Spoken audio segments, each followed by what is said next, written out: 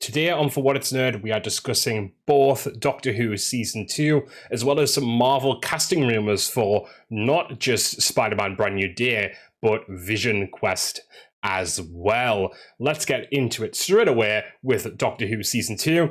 Now, I haven't watched Doctor Who since before the New Year's Christmas episode, however you want it, the holiday episode, essentially.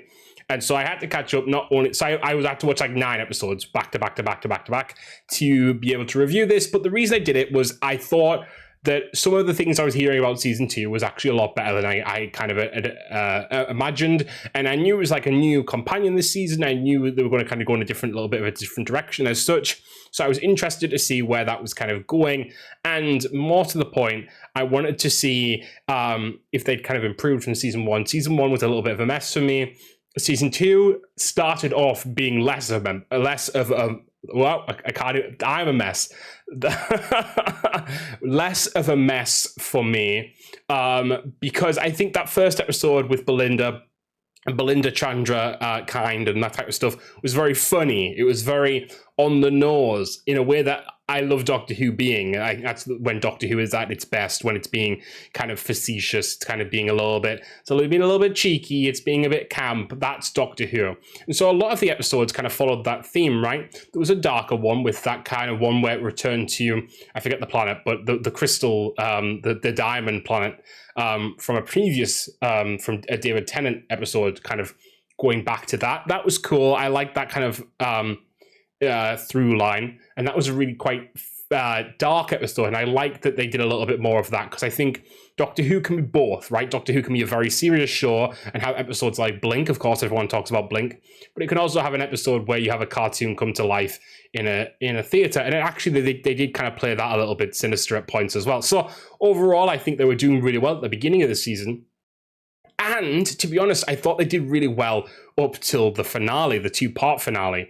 I think even the Interstellar Song Contest, even though I'm not a big Eurovision fan, which obviously it was based on, I thought that episode was quite interesting. I thought, what's going on here? I a little bit different. Every episode in the season had a little bit of fun, had a serious political message in some way or another that is important, by the way. Very much in the style of Star Trek, having very important, thought-provoking episodes. This is what I think Doctor Who did this season.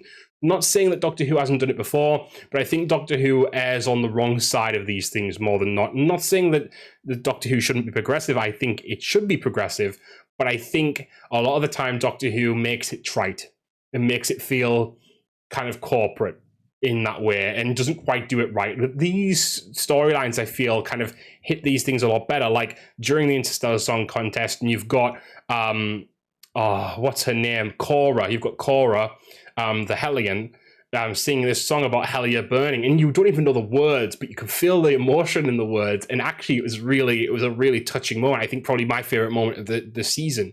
There was other moments, of course, but I think that was a really good one. It was quite an interesting message, it's about the Interstellar Song Contest, but then it's not. It's actually about everything underneath that, and they forewarn you about that early on, and then you kind of learn the rest. Also, the kind of through line of like poppies in the show, and there's all these kind of moments that kind of reassert what's going to happen in the finale. But the thing is with the finale, and this is my issue and my struggle with it, they bring back one of the characters I've maybe been waiting for the longest with the Rani. And also, I haven't watched all of Old Who, but I have watched a good few parts of it. And one of the things I did watch was the 3 Doctors and then the 5 Doctors. And I think I'm pretty sure the 5 Doctors was where I'd seen Omega for the first time. And if I'm remembering correctly, I could be wrong. Don't shoot me. I'm not like the biggest Whovian. I do like it. I do love the kind of idea of the Doctor. I just never get around to watching all of the older stuff. So I know Omega from the past, and the way they kind of did Omega in the finale, again, of course, spoilers, was just so not in line with what I had expected.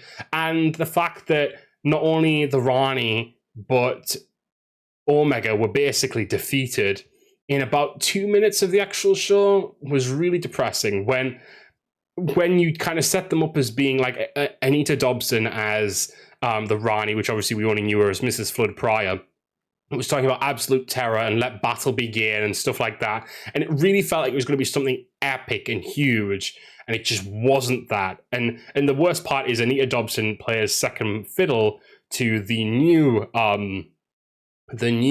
Rani, because she bi-generates, and which I think is kind of hilarious that they've done that twice now. And I think that's a shame, because I feel like Anita Dobson put in a lot of the work with the Rani, and I think it would have been better to see her thrive in that. And also kind of having a kind of, how do I put it? A kind of older adversary for the Doctor would have been interesting for Ncuti's Doctor, you know? You have kind of an interesting kind of like take on, like, because like the Master last time was sort of a contemporary again with the Doctor, but like in previous iterations you've had older Masters, you've had younger Doctors, you've had older Doctors, like in terms of how they look and appear and act, right? I would have liked to see a kind of older, like a Rani that's kind of like, I don't know, I think it would have been really cool to see kind of this kind of, is stately the wrong word, but like it's kind of like, what's coming to mind straight away is the Grand Council woman from Lilo and Stitch. Like, I don't know, that's coming to mind because I watched that just recently, obviously, and like that kind of like the Nova from the Guardians movie. You know, someone who's kind of like very like in command, but obviously a dark, twisted version of that, and kind of like see how that would have played out. And I think that would have been interesting. It kind of would have had a parallel as well to when the Master masqueraded as Saxon during the David Tennant era, because it did kind of have a little bit of that. But I think it would have been cool to play that with Anita. Archie, the woman who plays the Rani, brings a very good take on that character. I do think. But the fact that she's dead now, it just felt like if you're going to do it, personally, what I would have done is I would have not had the Rani bi-generate at all, because what did it achieve if they're like both gonna, you know, if the plan's gonna fail that spectacularly. So why not have Anita Dobson do it and do exactly what you did with that character anyway, and have her disappear? Have the Doctor be caught up by Omega, and have him get the Vindicator off the wall somehow and defeat Omega in the same way, and you've largely changed nothing, right? You've kept the through line, right? And Mrs. Flood is still out there. Mrs. Flood, the Rani, is still out there as kind of this next villain to come down the line. And you could have had Archie come in then. You could have had, because she was good as the Rani, don't get me wrong. But it just felt very disheartening to have Anita Dobson play this kind of terrifying, with very little time on screen doing that, by the way, this terrifying woman across these episodes, for it to basically mean like she got to be servant to the other Rani. I don't know. I didn't love it. I didn't love it as a concept. And again, Omega, the fact that they just kind of did him dirty like that. The biggest Time Lord, and they did the whole bring Gallifrey back again, and then, oh no, not bring Gallifrey back again. I can speak. Just felt like such a trip. And then, you thought, okay, well, that's fine, because they've actually done something really crazy for the lore here and given the Doctor a daughter with one of his companions, no less. Like, and the way they did it kind of kept the Doctor as kind of this asexual being, because he's not really kind of a sexual character by nature, right? So that was kind of cool, the way they'd done it. And then they went, nah. And then they went, nah. And they kind of just squandered that too. So basically, the Doctor went through all this for nothing. And that's very Doctor in a way. I get that angle. It's the fact that the Doctor always ends up in the back in the same scenario. He's regenerating. He's alone. He's waiting for the next go around. Like, I get it. I get that there's a kind of thematic tragedy to the Doctor.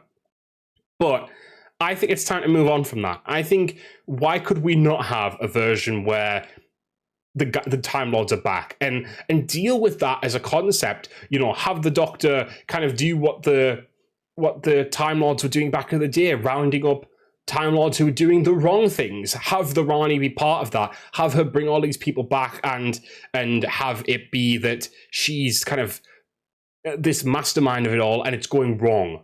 it's gone wrong, and you kind of had a season 3 with Shooty still, and you could have had them like it's an alliance of convenience type thing. The Rani and the Doctor have to kind of put things right to a degree, because yes, she's immoral, but she wants Gallifrey to succeed, and actually brought back all the worst of Gallifrey, so to speak, and not just in the way of like, again, because she's immoral, she needs something to kind of, ones that are going to run amok with everything that she wants to do, everything she wants to achieve. There's Time Lords out there just like antagonizing the Daleks again. There's Time Lords out there that are that they're going back to maybe the Doctor's first encounter with humankind, and like go back to there, and like there's a moment where or go back to the beginning of creation. Like, there's so many things you could do that you could create an alliance of convenience. And I think that'd be such a cool concept to have this TARDIS that's always frosty and fraught with danger, because like you don't know if the Rani's going to really stay on side. And also there's loads of plot holes in this episode, in this season. Why did they mention, or why did they even have the fact that Belinda Chandra showed up as Mundy Flynn in the future? Like, why that?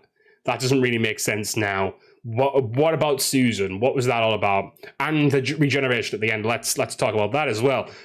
So the Doctor regenerates and becomes Billie Piper, essentially. Now we obviously it's not Rose, but it looks like Rose. What does that mean? Is it Rose actually? Is this some kind of like jiggery pokery? Is there something weird going on here?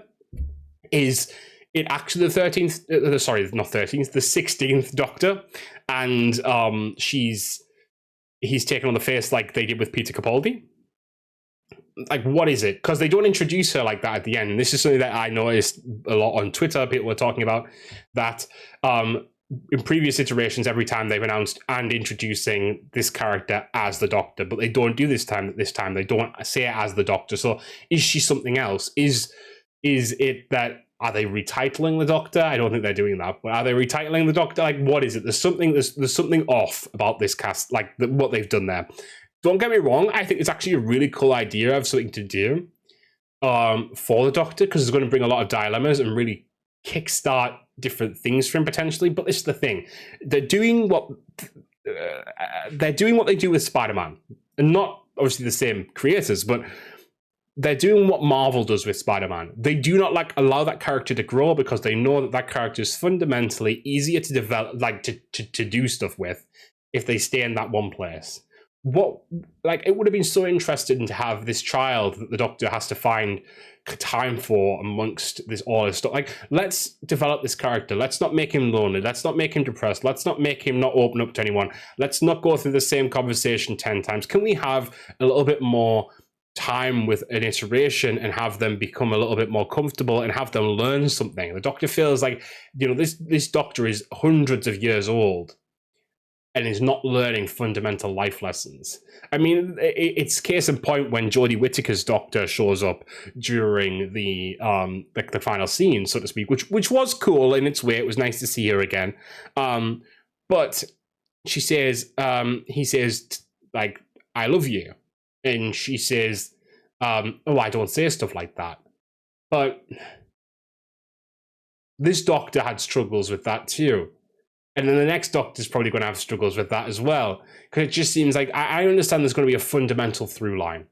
But like, let's have some character development. And I understand as well that people usually have a bit of backlash at that, because look at the Timeless Child. That went badly. And don't get me wrong, I didn't love the idea of the Timeless Child, but at least they tried something new. I think they should have tried something new this time. I think they should have brought Gallifrey back and had it back and just keep it back this time. Don't destroy it straight away again or anything like that.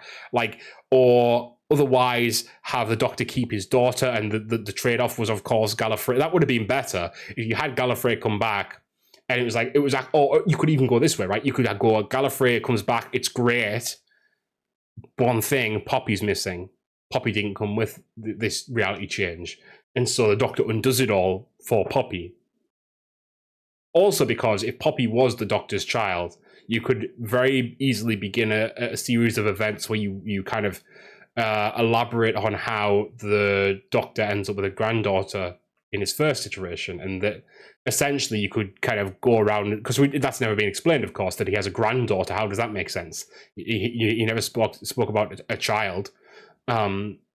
So could you go with the idea of, essentially, could you go with the idea of someone, like the Doctor has this daughter now, and then this daughter has a child, and for some reason that child ends up with the Doctor from the past. There's so many things that you could do. There's so many crazy ways you could take it, and I would prefer something like that at this point. I think Doctor Who's playing it too safe. At the same time, Doctor Who's camp. Doctor Who is something that you shouldn't pay too much attention to. You shouldn't try and science it. You shouldn't try and understand it too difficult, like too in depth, because it's never going to work out quite right, because that's just not Doctor Who. So I guess what I'm saying is, I did like it. I do look forward to season 3 now. I probably will be watching season 3 as it comes out now, because it's going to be so like mind-blowingly whatever it is what they're trying to do. But even if it's bad, I think it'll be interesting. But yeah, there was a lot of misses for me with the finale, and that's that on that. Next up, we have the casting rumors. So first off, let's talk Spider-Man, Brand New Day. There are rumors that the Hulk is going to be kind of Spidey's mentor in this one, and a lot of people have a lot of mixed feelings on this. So what I think is my take is that I actually like how the Spider-Man movies always have like another big Marvel character in them, because it makes it feel more comic book. I always feel like the other movies, especially more recently, don't do that anymore. Like, what made Iron Man so interesting? Nick Fury shows up. What makes Iron Man 2 so interesting? Natasha shows up. Phil Coulson's there. I mean, I know Coulson was a character that was developed for that, but that's like one of the interesting things now. You get to go through and see Coulson and all these different things. Obviously, he's no longer in the movies, but like it was cool when he showed up in like Captain Marvel, for example, right? And I'm not saying that it always needs to be cameos, but I think that's the point, right? These movies are not cameos. Those characters are main casts. And the thing is as well, Hulk is actually a very good pick, because if the rights for the movies for Hulk are still with Universal, then you can use Hulk and develop his story a little bit and maybe do something a little bit more interesting with him without that. So I think those two characters have never interacted in the MCU. Those two actors are the notorious spoiler warning horrendous, like they spoil everything. So that could be fun, like for a press tour point of view, like kind of messing with that and kind of having a little bit of a poke at that. And I think there's a lot that you could get out of it, and they both seem pretty like nice guys. So I think it could be a fun take on like mentor. Like it's the opposite of Iron Man and it's the opposite of Iron Man and Spider-Man, right? I feel like Iron Man was always telling Peter to be a bit more responsible, right? To a degree, learn that responsibility. Whereas I think you could have with Bruce being like, stop being so hard on yourself. Because I think that's what this movie Brand New Day will be about. Peter coming to terms with the fact he's gone hard on being Spider-Man and he's struggling with it and he doesn't know what to do because he doesn't have anyone to turn to. And then you have, hopefully, Bruce Banner there, and however that goes with the Hulk. Maybe he learns from the Hulk that, maybe he learns from Bruce that you will always have inner demons to a degree, and that's why a lot of people are saying they hope Mr. Negative is the villain, because that you feel like you could do something both with the Hulk and Spider-Man as characters there. You can kind of deal with those negative emotions that both those characters have, and I think it could be really fun. And also, they're two of the biggest comic characters, right? They're like two of the hugest selling. Like Hulk's always been a very popular character. Everyone knows who the Hulk is. If I say I'm going to turn green, people say, "Oh, you're hulking out." Like it's a thing, right? It's culture. And Spider-Man's the same way. Spider-Man is just ingrained into culture, not even just comic book culture, not even just film culture, but culture in general. The Simpsons reference here. People will say like if someone's climbing a building, "Oh, look, it's Spider-Man," or something like that. So like it's just integral. So like I don't know. I personally think it's a really good thing. A lot of other people think that it undermines Spider-Man to not let him have a solo movie. I get what they mean from a Spider-Man perspective, but I don't think about just Spider-Man. I'm thinking about the MCU. And I think the MCU is better when it feels that connectivity. That's the whole point. You know, the Marvel Cinematic Universe. It's a universe. It needs to be connected. And that's why I think this works. That's why I'm excited for Daredevil Season 2, seeing Jessica Jones return, because that's what it's all about. These characters all interacting with each other. Captain America showing up in something, you know, Iron Man showing up in something. Like, I would love, seeing as though they have Robert Downey Jr. back anyway, if Iron Man showed up for as a hologram, or some kind of flashback or something during Ironheart. Now, I don't think it's going to happen, but they have him back. They might as well do it. I don't know. That's my take. That's my thoughts on it. I think I like it when it's a story character. When it's not a cameo. Cameos are great in their own way, but like, it doesn't always need to be a cameo. It can be a bigger role within the movie. You know, Black Widow being such a big part of Winter Soldier was an important part of that story as well. And seeing her and Steve develop their dynamic was great. So, like, you know, more of that, I personally believe. Seeing Yelena show up in Hawkeye and be a relevant part of that story. These are the things that we care about. You know, these are the things we watch it for. So that's my opinion on that. As regards Vision Quest, in Vision Quest, we've learned that, first off, Jocasta is going to be in the show. So Jocasta is in the comics, the wife of Ultron, created by Ultron using Janet Van Dyne's brainwaves. Obviously, it's going to be slightly different in the movies. Could it be that he replicates Pepper and uses Pepper's brainwaves for Jocasta? Who knows? Probably not, but that's potentially an option. But what I think is going to happen here, because Jocasta is being added to the movie, but also Edith and Friday, both the glasses from Spider-Man Far From Home. Far From Home. The second one. And Friday, obviously from Iron Man's suit, are apparently going to appear in physical form as well. And so it goes back to when Tony was trying to figure out what AI he was going to use next. It's in one of the movies. I forget the exact scene, but you do see these kind of AI like templates almost, and one of them does have Jocasta written on it. I think they've took that scene and they've expanded on it, and it's not going to be that Jocasta was made by Ultron in this, even though I think Ultron is going to show up in this. I'm pretty sure that's been confirmed at this point, which I wouldn't be surprised.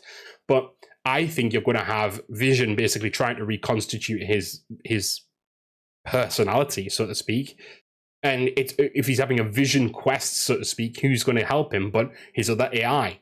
They're going to do kind of basically like the version of Finding Yourself, but having these like having Christmas past, future, and present, just past, present, and future as AI, essentially, so to speak, and these people who are going to help him on his journey. Someone who's related to Ultron in some way, someone who's related to Spider-Man, someone who's related to